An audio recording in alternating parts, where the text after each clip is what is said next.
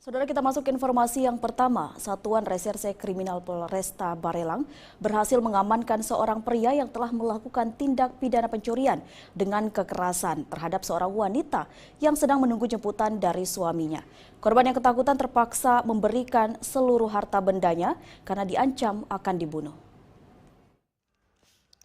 SS terpaksa harus berurusan dengan pihak kepolisian karena telah melakukan tindak pidana pencurian dengan kekerasan atau curas terhadap seorang wanita yang sedang menunggu jemputan dari suaminya.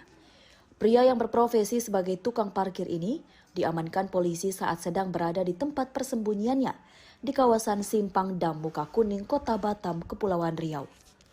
Penangkapan dilakukan setelah polisi mendapatkan laporan dari warga yang menjadi korban pencurian dan diancam akan dibunuh oleh tersangka beberapa hari yang lalu di jalur lambat depan perumahan Anggrek Mas Batam Center, Kota Batam. Polisi juga menyita alat bukti, yaitu berupa 1 unit telepon genggam milik korban yang dirampas oleh tersangka. Kadit Besar Satreskrim Polresta Barelang Ibtu Mario Siahaan mengatakan, kejadiannya berawal saat tersangka melihat korban yang sedang sendirian menunggu jemputan dari suaminya. Melihat korban yang sedang sendirian, tersangka langsung berinisiatif menawarkan jasa ojek online untuk mengantarkan korban ke tujuannya, karena satu arah jalan pulang ke rumah. Di mana pelaku atau tersangka sedang berada di Simpang Dam, kemudian kita amankan.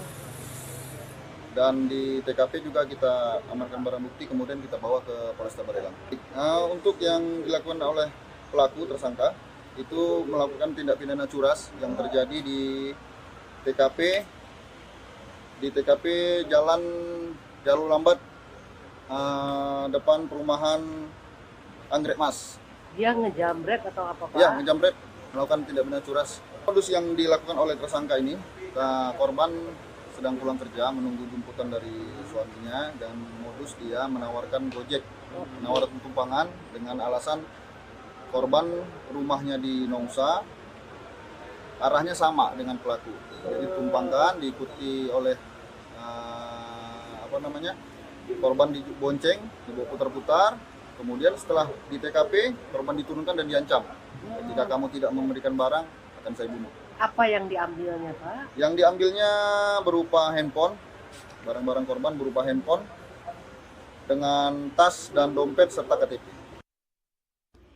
Saat dilakukan penangkapan, tersangka mencoba melawan petugas, sehingga dilakukan tindakan tegas dan terukur.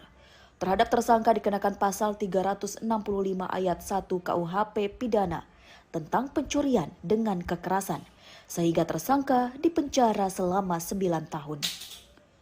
Rizky Kurniawan, TVRI melaporkan dari Batam, Kepulauan Riau.